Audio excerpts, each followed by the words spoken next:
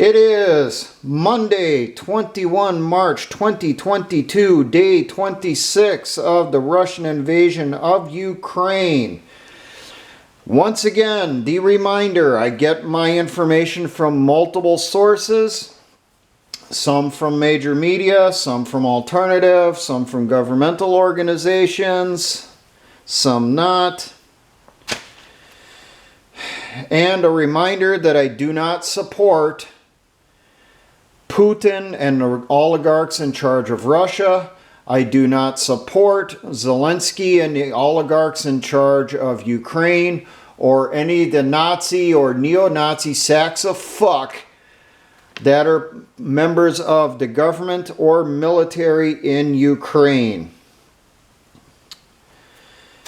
Now, UN numbers here on civilians.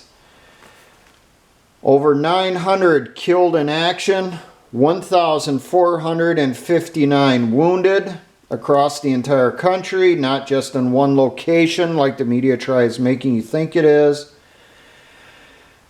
There are 3.4 million refugees that have fled the country, but the media has really been playing it up the last couple days, telling you that there are 10 million displaced people in and from Ukraine. So that includes the people who have moved out of the cities, out into the countryside also. This is not, 10 million is not the people that have fled the country. The number of refugees has not gone up that much. It's been around 3 million for over a week now. So the flood of refugees, going by that number, is telling you it's starting to slow down. And reportedly some civilians are going back into Ukraine. So there's still a humanitarian crisis because of the number of refugees, but it is slowing down. It's not worsening every minute. Battle damage assessment for the Russian military. Ukraine is saying they have killed 14,700 Russian soldiers inside the country. The U.S. Pentagon says more realistically it's around 7,000. Russia has not released a updated number in a couple weeks. U.S. Pentagon is estimating that the Russians have suffered between 14 to 21,000 wounded in action on the Russian side. Now, I'll give you two numbers on most of these. The first number is from the Ukrainian Ministry of Defense. The second number is what can be confirmed. Tanks. Ukraine is saying they destroyed 476. Only 263 can be independently confirmed. The majority of those are T-72 variants. Armored vehicles, such as armored personnel carriers, infantry fighting vehicles, Ukraine says they've destroyed 1,487. Only 499 can be confirmed. The majority of these are MTLBs, BMP-2s, and BTR-80s. Artillery systems. Ukraine says they've destroyed 230. Can only confirm 77. Helicopters, Ukraine is claiming 118. Can only confirm 34. Fixed wing aircraft, Ukraine is claiming 96. Only 15 can be confirmed, and the majority of those are Sukhoi 25s. That's essentially the Russian version, old Soviet version, of the US A-10 Warthog. Drones destroyed, Ukraine is claiming 21. 13 can be independently confirmed. Multiple launch rocket systems, Ukraine is claiming 74 destroyed. 30 can be independently confirmed.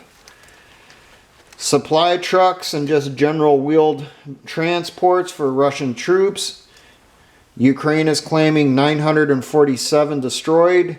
602 can be confirmed. SAM systems destroyed. Ukraine is claiming 44. Independent confirmation is 39, so that one's not too far off on that number. Ships destroyed 3, the same one since early in the war. Fuel trucks destroyed, looks like 60. Now, if you thought the Ukrainian numbers were exaggerated, wait till you hear the ones from the Russians. Russia claims they have destroyed 1,500 Ukrainian tanks. Only 71 can be confirmed, with the majority of them being T-64 variants. Russia also says they've destroyed 1,200 military vehicles. No differentiation between trucks and armored personnel carriers, infantry fighting vehicles, or anything like that. Russia is also claiming they have shot down 200 drones. Only 8 can be independently confirmed.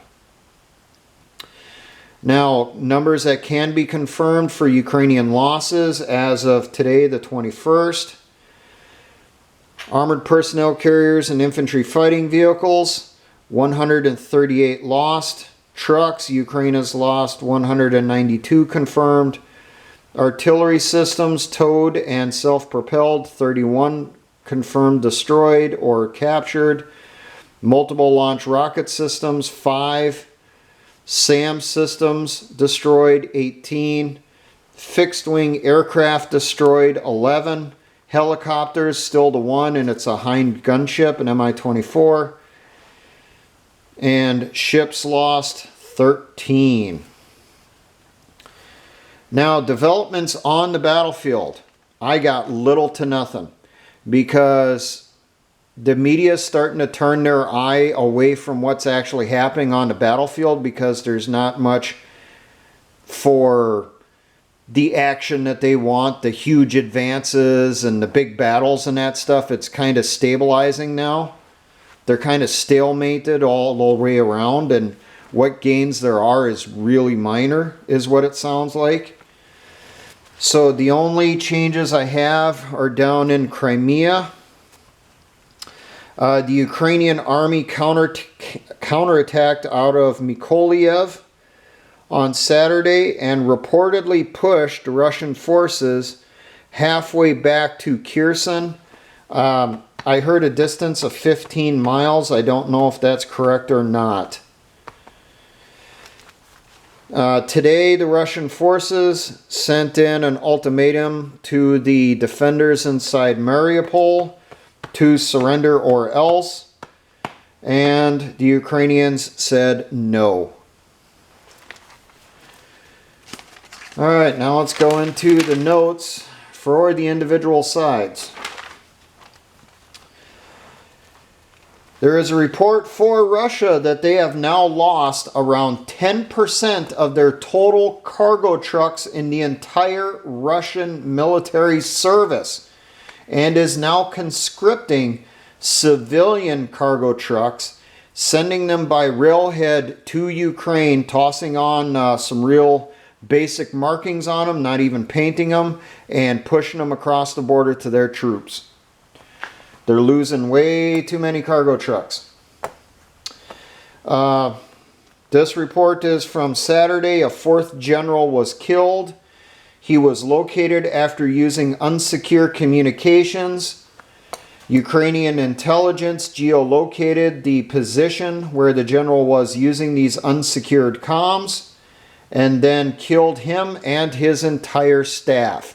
There's no word as to how that happened, if it was artillery strike, rocket attack, special forces team, drone, or what it was. And I got another note that goes along with that, which happened today. There it is. Down around Mariupol, the deputy commander of the Russian Black Sea Fleet was killed today. He was Captain First Rank Andrei Pally. So he was Ukrainian. He apparently defected to the Russians almost 30 years ago. Second in command, or at least one of the senior officers of the entire Black Sea Fleet down here. And he got killed down at Mariupol today. There was talk that a 5th general was also killed, but I don't have the information on that one currently. Saturday, Russia employed a Kinzhal hypersonic missile, used it to destroy an Air Force ammunition and parts depot at Ivano-Frankivsk near the Polish border. This missile is the first time it's been employed in this war. It had been employed in Syria once before. It can travel up to 10 times the speed of sound, and it is nuclear capable, but this one was equipped only with a conventional high explosive warhead. There's kind of an argument right now as to if this was launched by an aircraft or if this was ground launched. But reportedly it was launched from outside Ukraine's borders. Reportedly, Russia is now starting to pull back some of their troops from the front lines to secure their rear areas, to secure the supply lines because of incessant ambushes and attacks behind the front lines. So that goes along with the trucks are getting wiped out at an increasing rate. Russia, for their army on a whole, has reportedly deployed around 100 of the total Russian army total of 170 battalion tactical groups into Ukraine. So they have now committed over 2/3, well, a little over half. 100 out of 170 battalion tactical groups are now fighting inside Ukraine. Reportedly, Uzbekistan, which is an ally of Russia, has now come out and condemned the Russian invasion of Ukraine. This has shocked analysts around the world. They thought Uzbekistan was like Belarus, just a puppet state. So who knows what's going on there. On Sunday, Russia hit a Ukrainian Special Forces training center that was being used to train and organize foreign volunteers. The ordnance involved was a air-launched precision missile. The Russian Ministry of Defense says over 100 Ukrainian troops and mercenaries were killed. This was near Ovruch in Zhytomyr region. Alright, now we got info for Ukraine now. The Ukrainian army apparently is not just employing the TB2 Bayraktar drones, they're also employing a huge number of civilian off-the-shelf drones on the battlefield. They have converted these to deliver ordnance onto enemy vehicles. These drones, for the most part, are being equipped with either mortar shells to drop into enemy troop positions, or they're being equipped to drop RKG-3 anti-tank grenades right onto the top of Russian vehicles, and it's causing them a lot of problems. There's reports that up around Kiev, if not other areas, Ukrainian groups, humanitarian groups, are now going out onto the battlefield starting to collect up the remains of Russian killed in action. They're trying to get the bodies gathered up to try to exchange them for Ukrainian prisoners of war that are held by the Russians.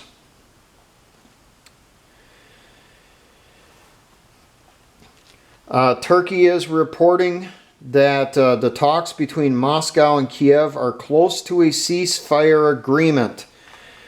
But President Adolf of the Ukraine is still trying to grandstand on this whole thing. He's saying that Ukraine wants peace, but Russia is refusing to even meet to conduct talks. So you have Turkey has admitted they're mediating talks in Turkey and that the two sides are close to an agreement on a ceasefire. But Zelensky is still out there in the media saying that the Russians aren't even willing to talk about a ceasefire or peace. What a sack of shit.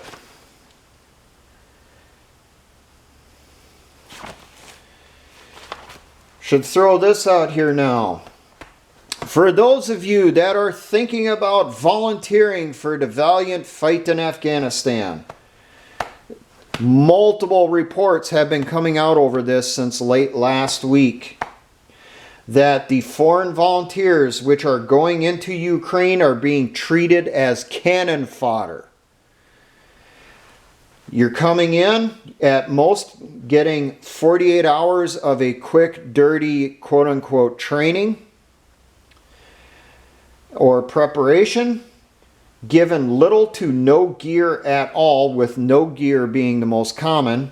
So no plate carrier, no plates, no helmets, no TA-50, no rucksacks, no boots, no uniforms, just what you have on you. Few weapons are being handed out to these volunteers, and if they do get a weapon, it is a very wore-out, very old AK-47 or AKM that has definitely seen its better days many decades ago. And if you get ammunition for that weapon, and that's not even a guarantee, you may get a weapon without even a magazine, an empty. If you get ammunition for that weapon, you are given a maximum of 10 rounds of ammo. That is it.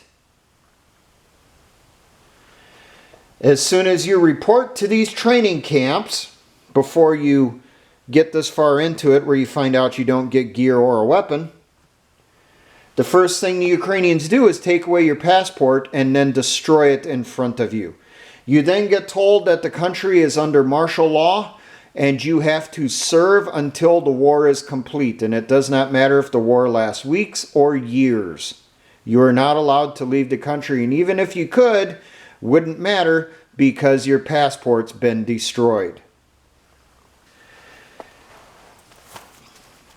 There have been a few people that have escaped Ukraine, gotten into Poland to get the word out. That's how we're finding out on this. And one of the people that escaped is a person with no military service whatsoever who was, looking to get those social media points, going to fight the Nazis under Putin. Well, he was held for 7 days in a quote-unquote safe house in Ukraine under armed guard.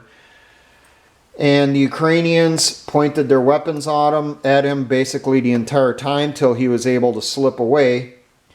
And he was told that volunteers without military experience are more of a burden. And if you have military experience, well, they just send you to the front line to be cannon fodder. They are literally sending foreign volunteers up to the front lines, putting them in front of Ukrainian troops to catch the bullets. So, do you really want to volunteer for the, this wonderful fight in Ukraine now, knowing how you'd be treated? And there are multiple reports on this. There have been people who have escaped. And they've done some major escape and evasion work to get the hell out of there and get the word out.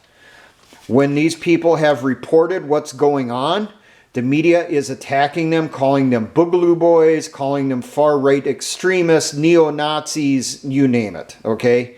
They're demonizing these people that are getting out and saying essentially the same type of story over and over again. Mistreatment, no gear, no weapons, no ammo, being treated as cannon fodder, get told that if they want to leave or try to leave, they're going to be shot by the Ukrainians for desertion.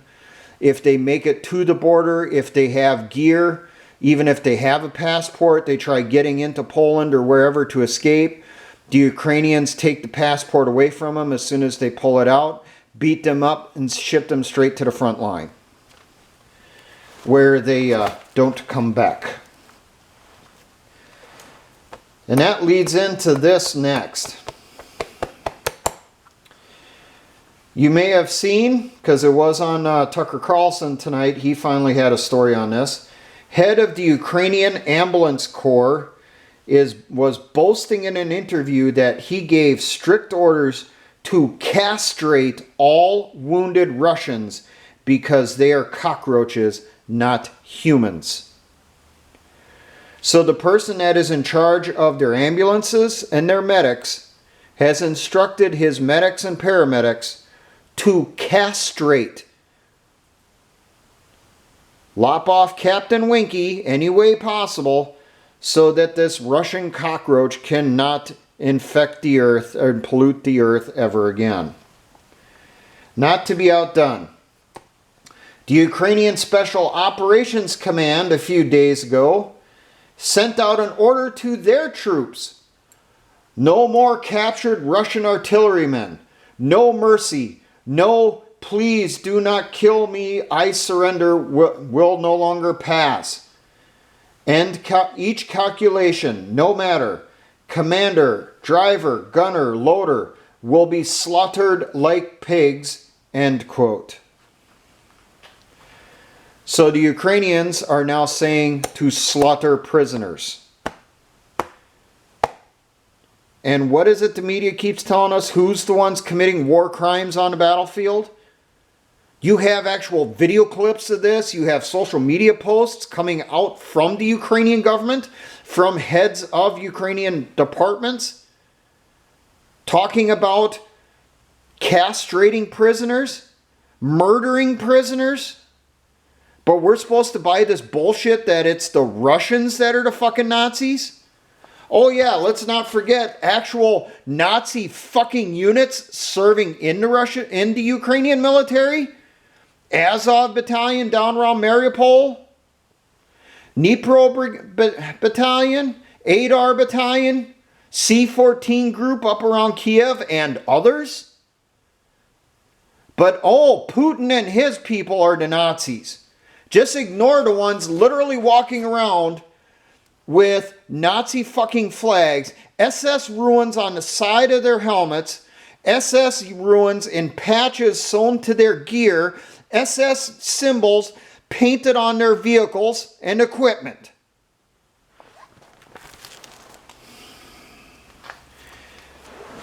Now, President Adolf has shown once again he's the shining example of democracy. Over the weekend here, he banned an additional 11 opposition political parties and closed even more media outlets who didn't support him 1,000%. Now, don't worry, the Nazi units, well, they weren't banned or condemned. This is just the political parties that are getting after Zelensky, telling him, hey, maybe we should accept the conditions we're being offered to end this war. Let's stop the human carnage. Media in the United States and members of the U.S. government are praising Zelensky for his actions in banning and arresting these political parties.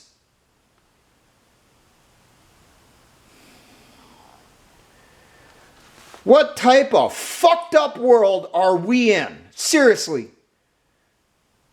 Where we are supporting wholeheartedly a government that castrates prisoners, gives orders to slaughter prisoners, that uses their own population as human fucking shields, that since the first day of the war was positioning artillery and rocket systems in residential areas that were still filled with civilians so that when the Russians did counter-battery fire, right after that's done, they removed the damaged equipment, that damaged launcher, that damaged artillery piece out of the neighborhood, bring in the international media and show them the buildings being hit and the injured and killed civilians and talk about, oh, the Russians are slaughtering civilians. This was completely unprovoked. There are multiple reports from down around Mariupol, of the Azov battalion literally pushing civilians in front of them as they move against Russian positions, using these civilians, Ukrainian civilians, as human fucking shields. This is terrorist level shit. This is the type of crap we used to see from Al-Qaeda, the type of crap that was used by ISIS, the fucking Taliban, all of them little assholes in the fucking Middle East. But the media keeps talking about how virtuous these people are, and that you need to go over there and spill your blood protecting their borders while you completely ignore the borders here in the United States. And the people that are falling for this crap on social media, that are going over there to volunteer to fight, people like James Yeager, that's been confirmed now, he is going over there. And the reason he's going over is because he suspects he has Lou Gehrig's disease, and he'd rather die on the battlefield than die in a hospital bed from not being able to breathe as the muscles stop responding to commands from his brain. But you got volunteers going over there, being treated as cannon fodder. This is the exact same type of shit you've seen from the Soviet army in the beginning of World War II. We all seen the movie Stalingrad. Two soldiers coming up to the back of the truck. One of them gets a rifle with no ammunition. The guy behind him gets 5 rounds of ammo, and they get pointed to the front lines. No fucking training. And if they turn around and try to return to their line so they don't get killed, well, you had troops behind them with machine guns start gunning them down. You got the exact same fucking thing going on in Ukraine. And it's the Ukrainians that are fucking doing it. You don't get reports like that out of the Russian army. Is it going on there? It's very possible. Harsh discipline is very common in the Russian military, or at least it used to be. But I doubt it's up to the level that we're seeing with the Ukrainians right now. I don't support either side in this war. There is no good guy in this war. There isn't. But it's pretty goddamn clear. Both sides are the bad guy. So why the fuck are we supporting them? Which brings us on to the next one. The United States, over the weekend, has now agreed to send $800 million more in military aid on top of everything you've heard so far in other videos. This is just from this weekend. This is on top of everything from before. The United States is now sending 800 more Stingers, 2,000 more Javelins, and the Javelin missiles cost over $80,000 a piece.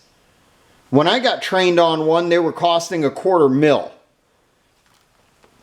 We're sending in 1,000 Law rockets, M72s. We're sending in 6,000 M136s, the AT-4s. We're sending in 100 tactical UAVs, and it's believed that these are most likely Switchblade kamikaze drones. We're also sending in 100 grenade launchers, 5,000 additional rifles, 1,000 pistols, 400 machine guns, 400 shotguns, 20 million rounds of small arms ammunition, 25,000 sets of body armor, and 25,000 helmets. And this is on top of everything else that's already been approved. I heard today that the number now exceeds $13 billion in military equipment is being sent to Ukraine since the war started. And now there's reports that came out right before I started doing this video, and I started this at around 2200 Eastern. There's reports coming out that the U.S. military is having trouble filling these orders from the White House to send equipment overseas. They are now contacting police departments across the United States to get back some of that gear that was given to them under the 1033 program. All that equipment that was given to them under Obama, that military equipment. Well, they're convincing the police departments to start turning that stuff back over to them, and they're sending that over to Ukraine and trying to take additional weapons and gear from the police departments out of their own budgets to ship that over also. Jesus Christ.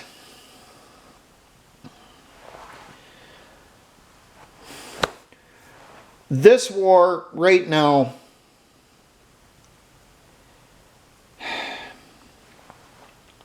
this war is meant to replace the global war on terror. Remember when that started back in 2001? You know, it was the global war on terror. It was against terror, not a specific group, so it was unending. And we fought that war for over 20 years, and we lost. Okay, plain and simple, we lost the war on terror. No one wants to admit it. Taliban is still in charge of Afghanistan. We took Iraq away from Saddam Hussein and turned it over to people that are worse and definitely far more corrupt. We lost the war on terror. The military-industrial complex here in the United States, they got used to all the trillions of dollars they got over the last 20 years. They need another major war so they can keep selling that equipment. And remember, all this stuff that we're pulling from our inventories for the U.S. military, it has to get replaced. So that means we're going out buying new stuff from them to replace the stuff we're turning over.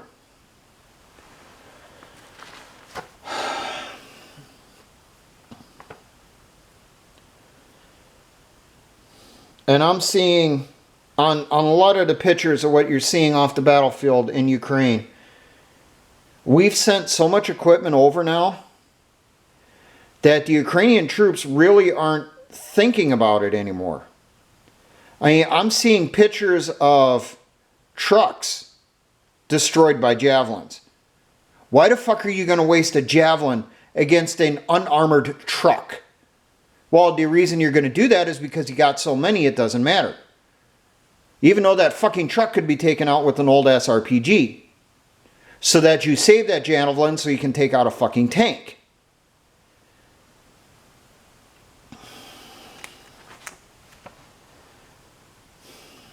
This is just driving me insane the more this war is going on, and it's not going to end. I mean, the war is stalemated. Neither side is winning, neither side is losing. Both sides are fighting this war so ineptly, it's ridiculous, and I don't know why.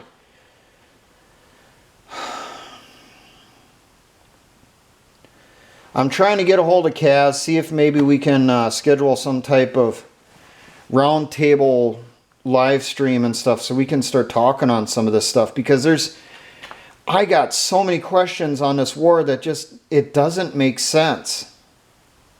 And I want to see what other people have to say on some of this stuff. I really want their opinions on it. Well, we'll see if I get a response or not.